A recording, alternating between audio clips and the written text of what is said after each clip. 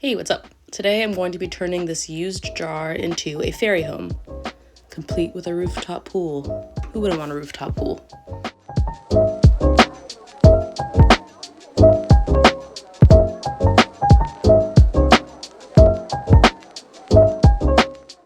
I'm gonna go ahead and take the label off one of my used jars, and it was kind of tricky, so I took some Goo Gone, wrapped it in a paper towel, and then let it soak for about 30 minutes. Oh, and wrapped it in saran wrap.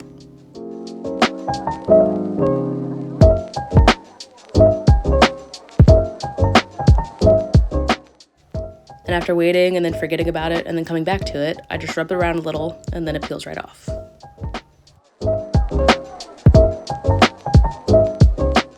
Then I'm going to roll out a slab of clay and gently press it to my jar.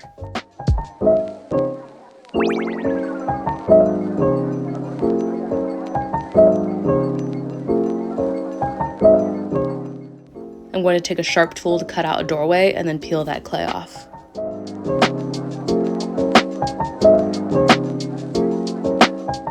Then I'm going to run that sharp tool over the top of it to create something that kind of resembles a wood grain. Then I'm going to cut out a few panels,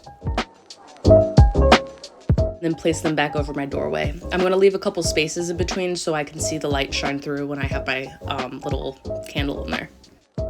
I'm taking a small dotting tool and I'm just going to lightly press it into this little strip of clay, just for some kind of detail on my door. I wanted it to look like hammered gold, but we'll see how that works. Then I'm going to cut out a little keyhole or something that kind of looks like it, and then a small ball for a doorknob.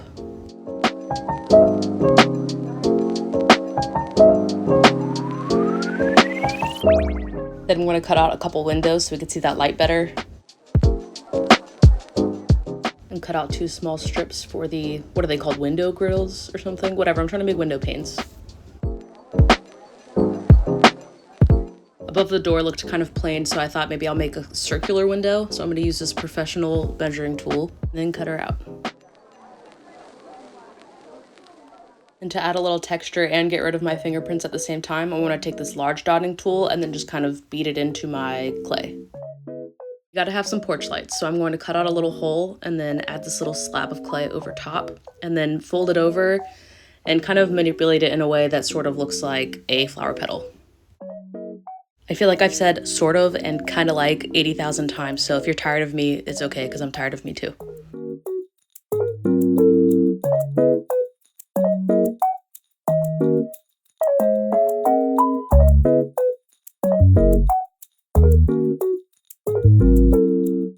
Add some stems and leaves.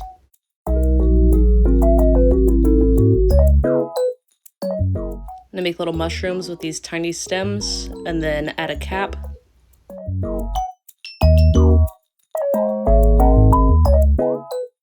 And then score the bottom with a sharp tool so I can create those gills.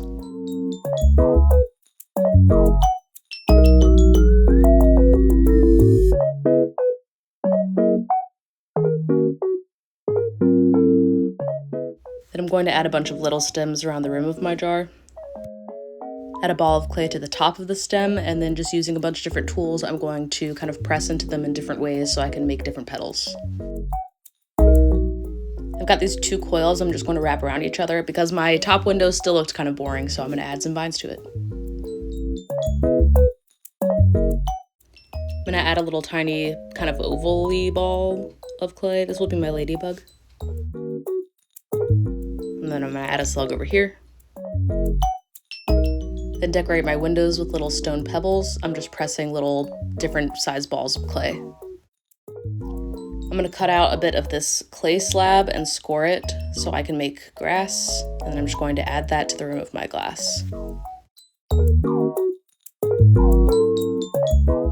I went ahead and cured my jar before I started on my lid. So after my jar was done curing, I put over this piece of foil and then a clay slab.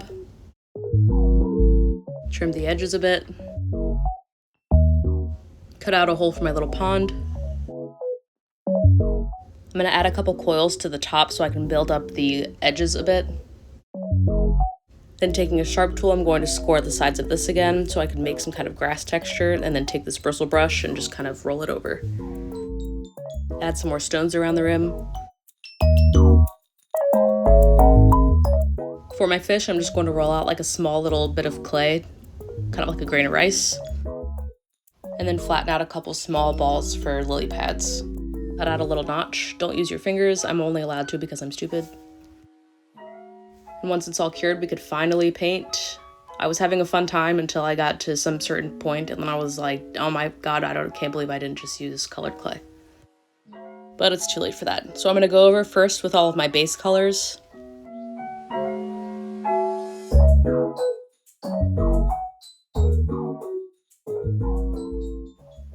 Then I'm going to go over top with my lighter colors. I'm going to hold my brush at an angle so I don't get into those creases. This way the lighter color stays on top and I can give it some depth.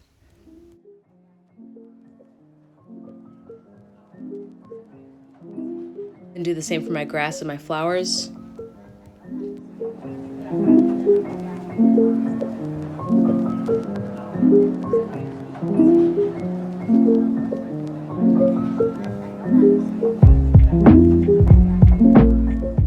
And the same for my vine. And whatever paint I get on my glass, I'm just going to go over the dry paint with a paintbrush and some rubbing alcohol.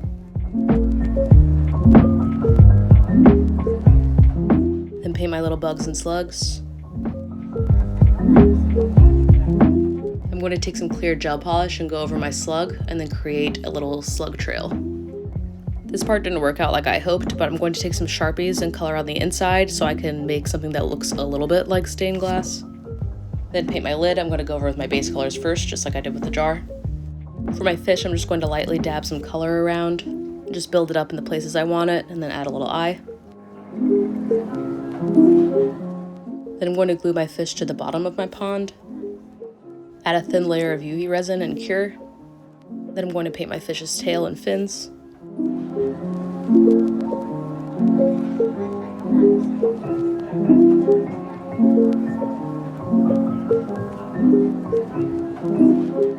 Add another layer of UV resin and then cure, and then add one more small layer and then add my lily pads, then cure. Ignore those air bubbles.